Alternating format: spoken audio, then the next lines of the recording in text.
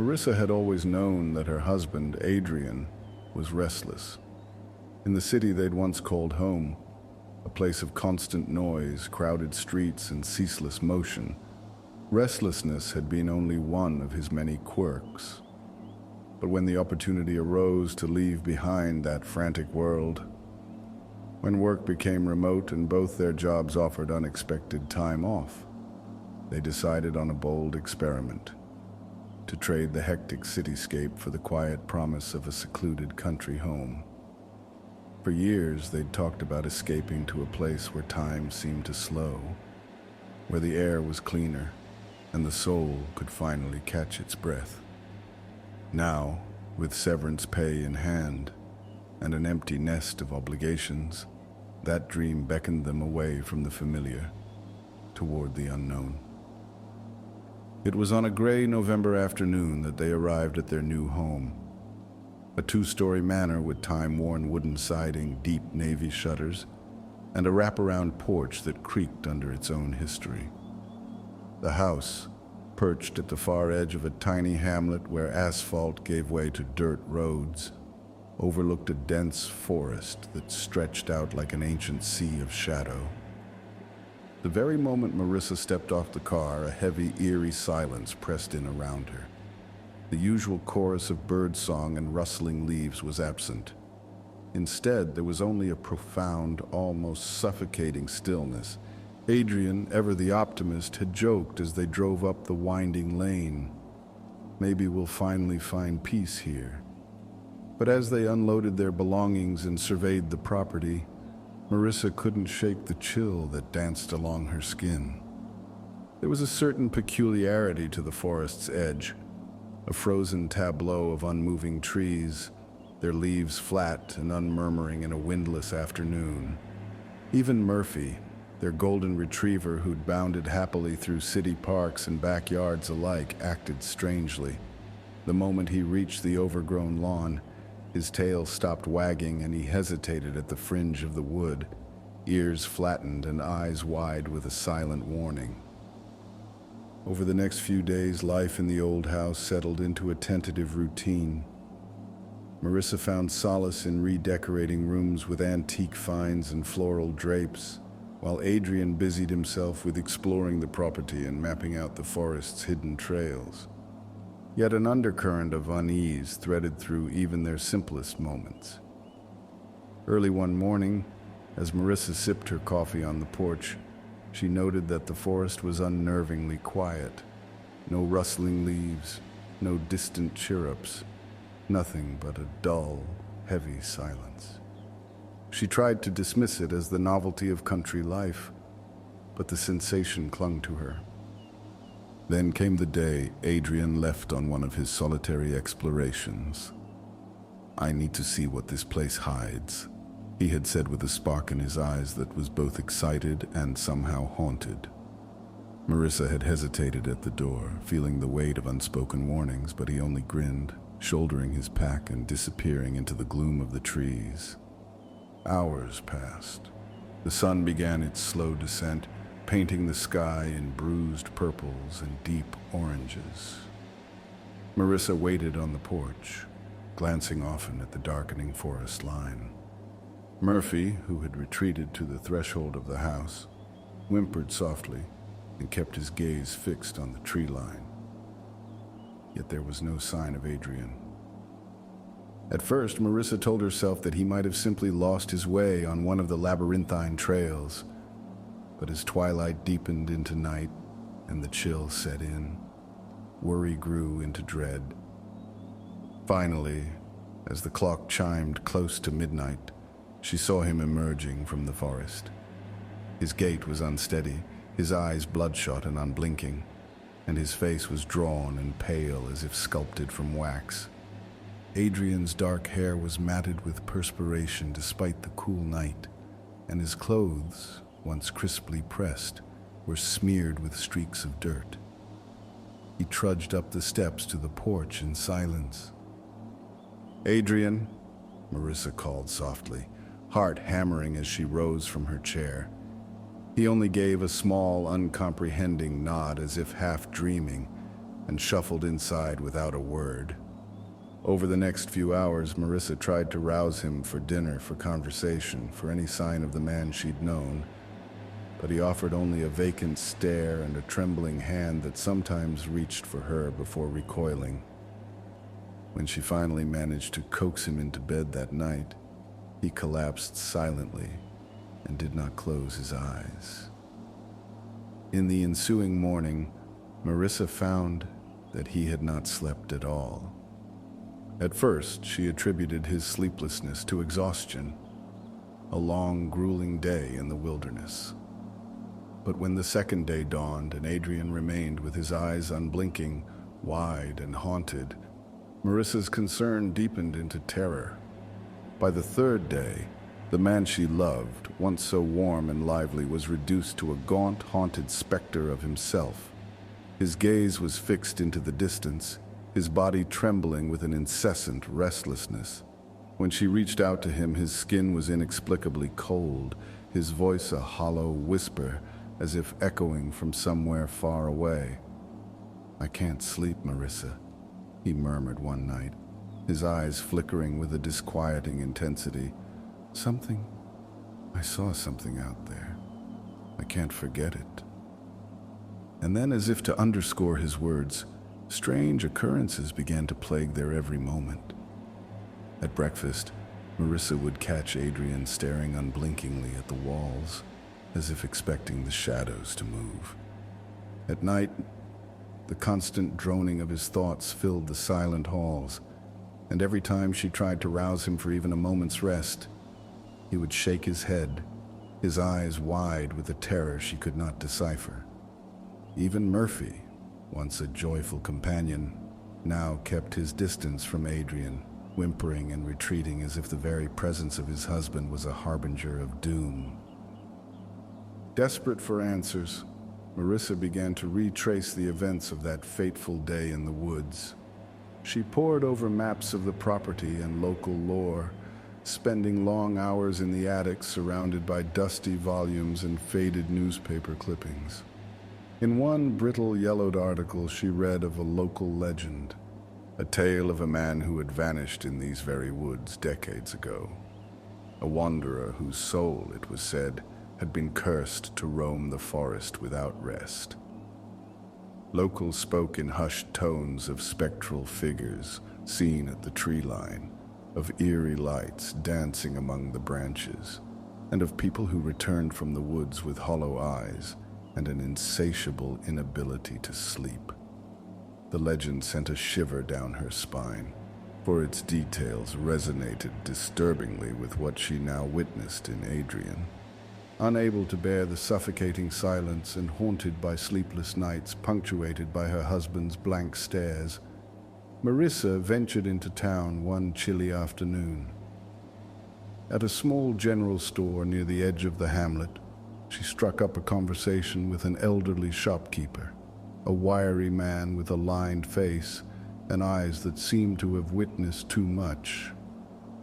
Over the sound of a creaking counter and murmurs of other customers, Marissa hesitantly mentioned Adrian's strange condition.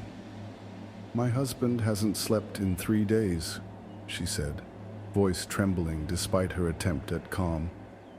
"Ever since he went out in the woods, he just won't close his eyes."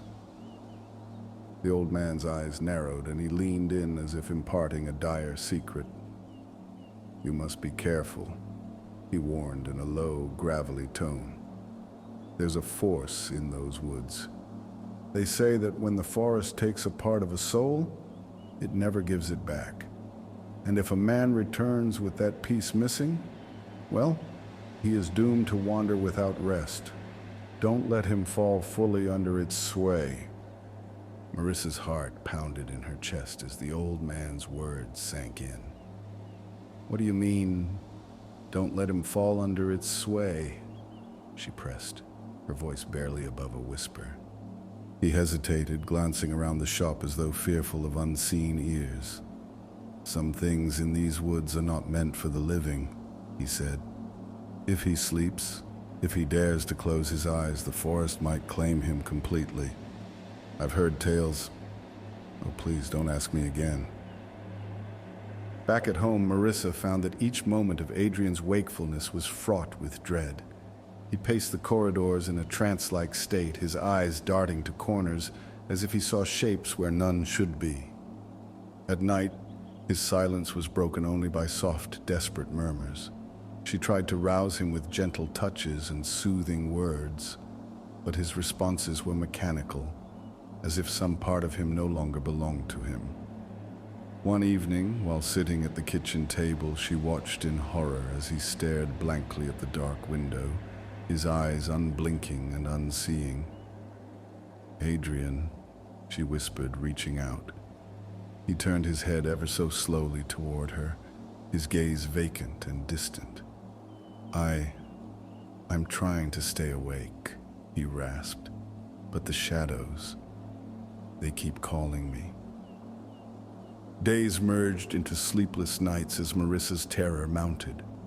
Determined to understand what had happened to her husband, she began to compile every detail: the odd sounds at night, the strange reflections in mirrors, the inexplicable coldness that emanated from him.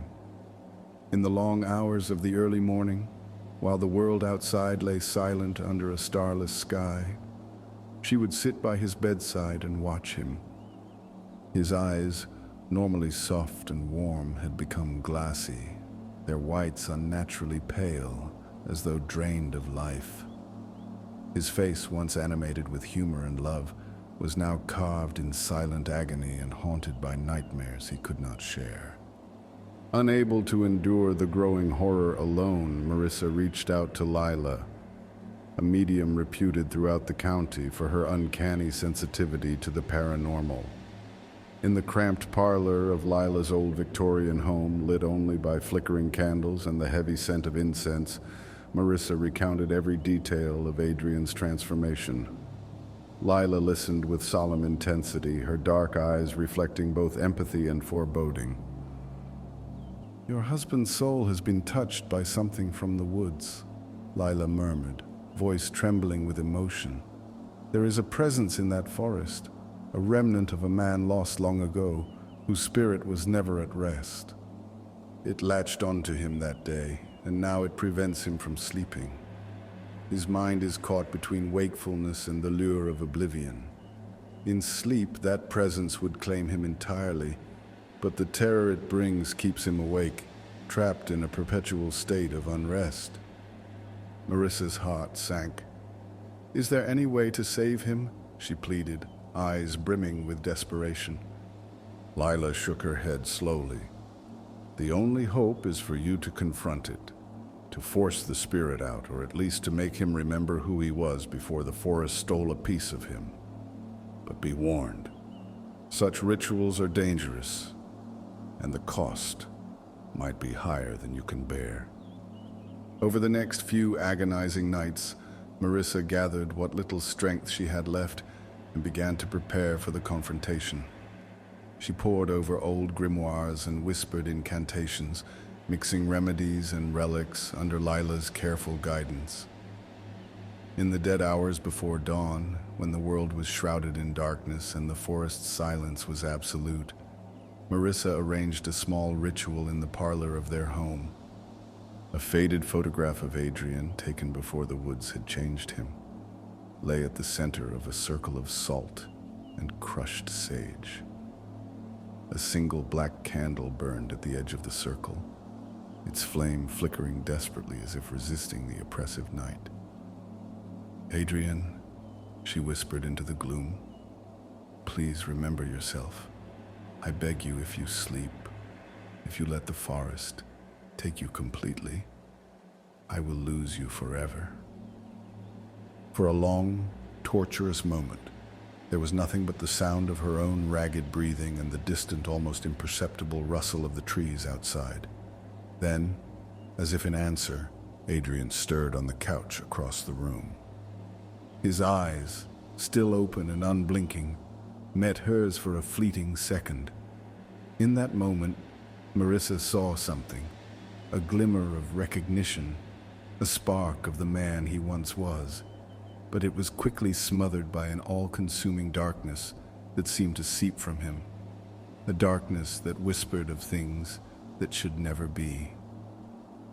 I'm sorry, Marissa, he murmured, voice low and broken. I can't shut my eyes, I'm afraid. Her heart pounded as she moved closer, desperate to bridge the chasm between them. I'm here, she pleaded, taking his trembling hand. You have to trust me. Please let me help you. For several agonizing minutes they sat together in the silent circle of candlelight. Marissa recited the words of the ritual, her voice steady despite the terror that threatened to overwhelm her. Slowly she felt a shift, a subtle easing in the oppressive weight that lay upon Adrian's soul. His eyes, though still unblinking, softened as if recalling a long-forgotten dream. But then, just as hope began to kindle in her heart, the room plunged into a terrible, bone-deep cold. The black candle guttered wildly before sputtering out, and a low moan seemed to emanate from the very walls of the house. In that moment, Marissa realized with a shock that the presence in her husband was not yielding. It was fighting back. The next few hours were a blur of terror and desperate incantations. Marissa clutched at Adrian's hand as he convulsed, his body racked with tremors that she could not halt. Shadows danced in the corners of the room, and the very air seemed to vibrate with a malevolent energy. In the chaos, Adrian's eyes snapped open, wide, unblinking, and filled with a wild, unearthly light. His voice, when he spoke, was layered with a harsh, foreign tone. I cannot sleep.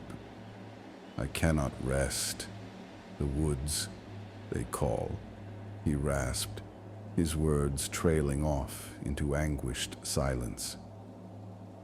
Marissa's heart shattered as she realized the truth. The forest had claimed him. The curse was not merely that he could not sleep, it was that he was losing himself, piece by piece, to a force older and darker than either of them could have ever imagined. With every moment that passed, Adrian teetered closer to a state of perpetual wakefulness, a state in which he might soon vanish into the darkness completely, his identity subsumed by the spectral legacy of the cursed woods. That night, as the wind howled outside and the ancient trees moaned in the moonless sky, Marissa sat by the empty bed where Adrian had lain. The room was silent now, except for her own ragged breaths and the distant creak of old wood settling in the cold. She clutched the photograph of the man he had been, and tears streamed down her face as she vowed through choked sobs that she would not let him be lost. Even if it meant sacrificing everything, her sanity, her hope, and even her own soul, she would fight for the man she loved. In the days that followed, the curse's effects grew ever more pronounced. Adrian wandered the halls in a near trance, his eyes fixed on unseen terrors. He spoke rarely, and when he did, his words were a jumble of half-formed sentences and desperate pleas. Yet despite the horror, Marissa clung to the hope that the ritual had made some difference, that somewhere, buried deep within his haunted mind, the man she loved still fought to return. Neighbors began to whisper.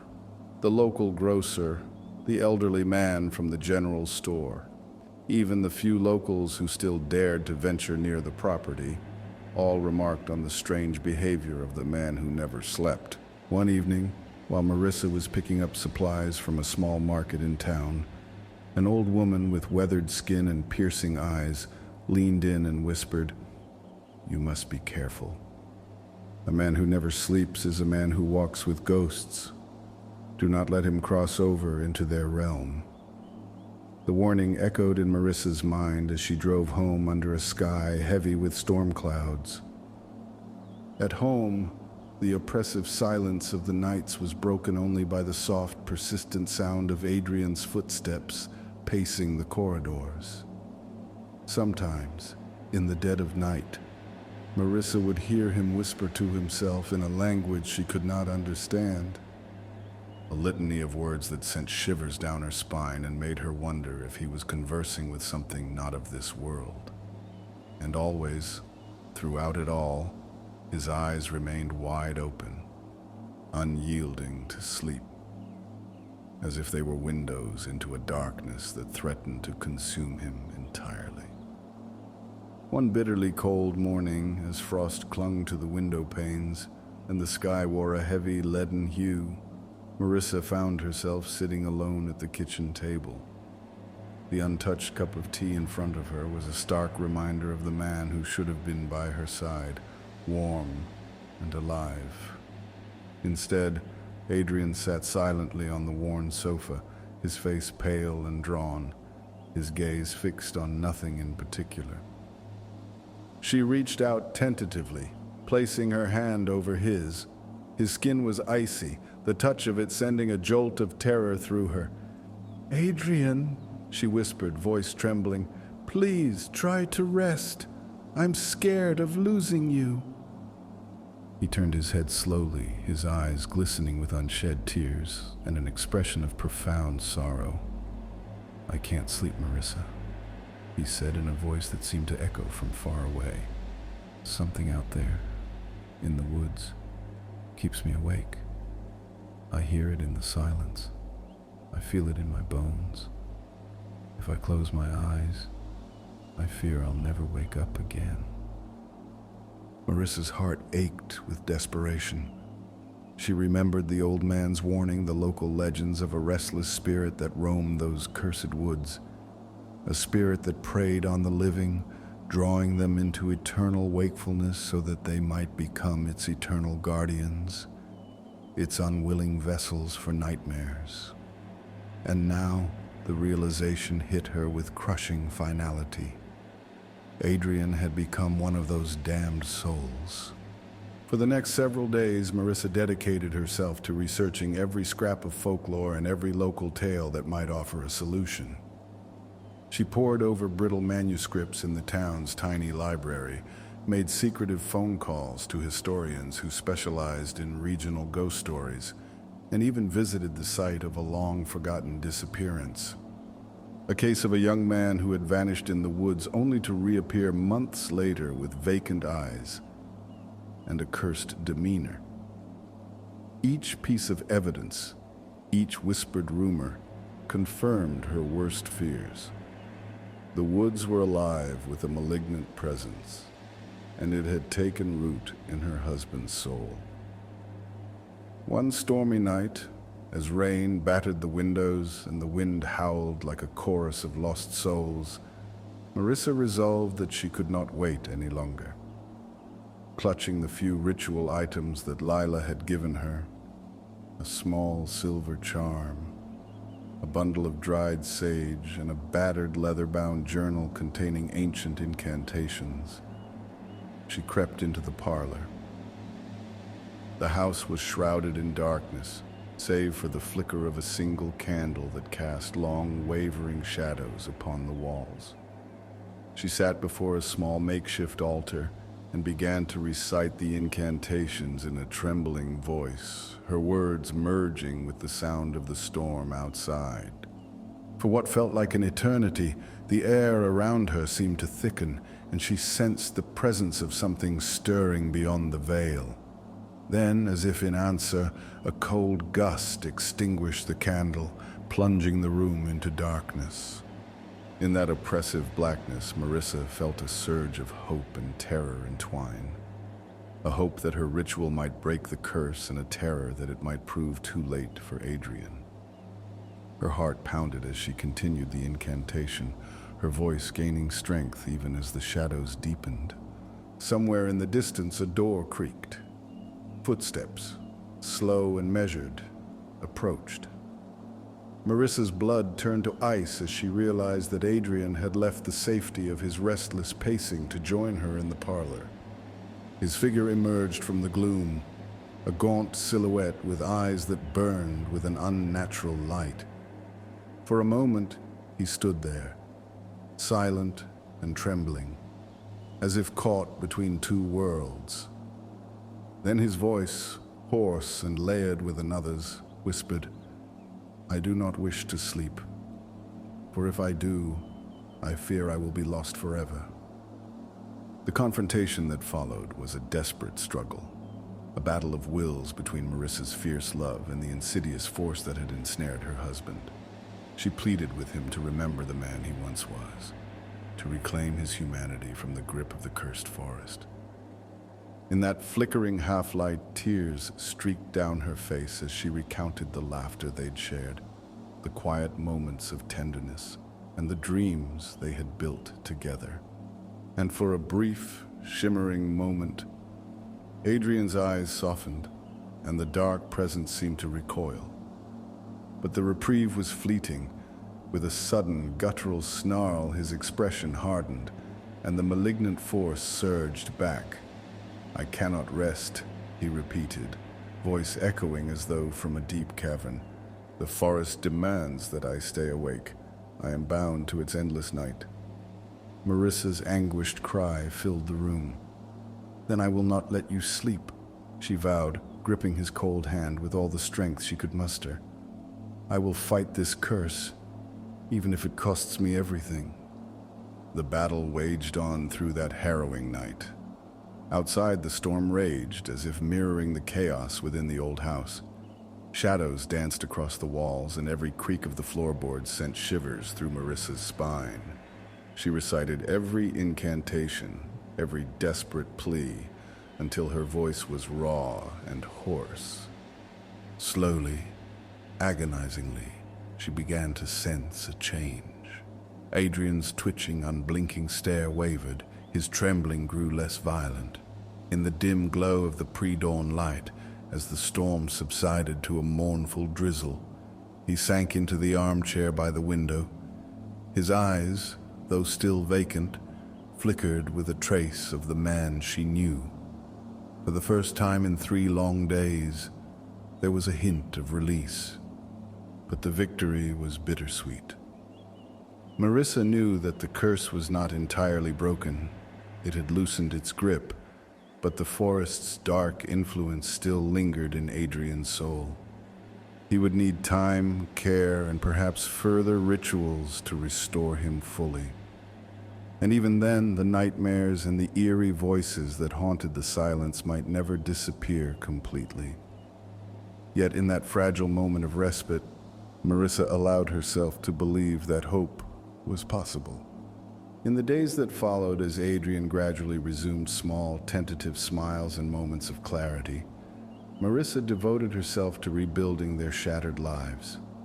She continued to study the old legends and to seek counsel from those who had once faced similar terrors. The local librarian lent her dusty volumes of folklore, and an elderly neighbor recounted stories of strange happenings in the woods that had once terrorized the town decades ago. Slowly, the pieces of the puzzle began to form a picture of a forest alive with ancient restless spirits, of a curse born from a tragic disappearance, and of a fate that had nearly claimed the man she loved. Though Adrian still could not sleep as he once had, his nights were haunted by soft murmurs and distant echoes of something unspeakably other. The dark presence had receded to a level that allowed him small moments of repose. Marissa watched over him vigilantly, her eyes ever searching the shadows for any sign that the forest might call him back. Every creak of the floor, every whisper of wind, reminded her of the tenuous line between wakefulness and oblivion. And yet, even as life began to settle into a new, uncertain normal, Marissa could not escape the memory of that final, desperate night. The night when she had declared that she would not let him sleep, that she would fight for his very soul. In quiet moments before dawn, when the world was hushed in the aftermath of the storm, she would sit by his side and trace the contours of his hand, silently promising that no matter how deep the darkness became, she would be there to pull him back into the light. Now, as the first fragile rays of sunrise crept over the horizon one chilly morning, Marissa sat at the window and looked out toward the forest. The trees, still and unmoving as ever, stood like silent sentinels guarding ancient secrets. In that quiet moment, she allowed herself a single hopeful thought. Perhaps the curse would one day be fully lifted and the man she loved would finally find rest. Until that day came, she would carry the weight of their shared terror and the unyielding determination to reclaim the life that had nearly been lost to the endless night. My husband hasn't slept in 3 days. I finally know why. It is not that he simply cannot rest. It is that something from the heart of those cursed woods has claimed a piece of him, binding him to a fate of eternal wakefulness. And though the battle is far from over, I have learned that love can be as relentless as the darkness itself, a force strong enough to stand against even the most ancient of curses.